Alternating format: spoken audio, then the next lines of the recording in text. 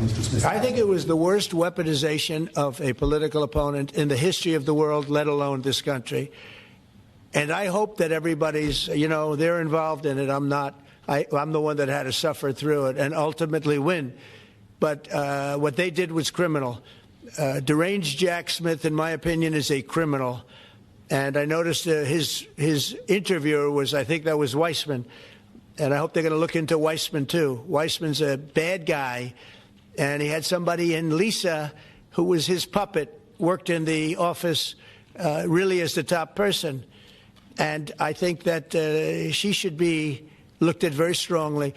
There was tremendous criminal activity having to do. If we don't have fair elections in this country, we're not going to have a country. And I've said it from the beginning, fair elections and borders. And we need also fair press, because if you don't have fair press, it's very tough. And we've got the strongest border of anybody. Nobody has a border. We have a border where the numbers just came out again. You saw 0 people came in illegally. Now, we do take people into our country legally, but 0 people. But, you're talking about a different subject. You're talking about political crime. They have committed massive political crime. I hope they're looking at Shifty Schiff. I hope they're looking at all these people. And I'm allowed to find out. I'm allowed to, I'm, in theory, the chief law enforcement officer. But I have a very good, talented group. This is about something else. But I hope they're looking at political crime, because there's never been so much political crime against a political opponent as what I had to go through. They raided my house in Florida. It was an illegal raid. I have a lawsuit that was doing very well. And when I became president, I said, I'm sort of suing myself. I don't know. How do you settle the lawsuit? I'll say, give me X dollars, right?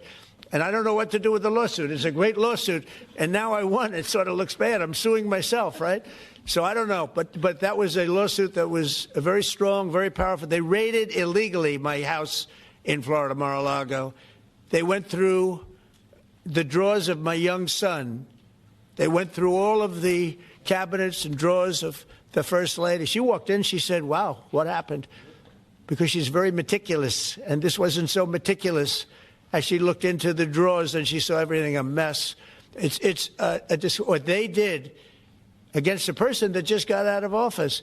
And then you look at these corrupt people. You look at Hunter Biden. You look at the signature. As an example, the Auto Pen. I just signed so many different things. An admiral, a 4-star general.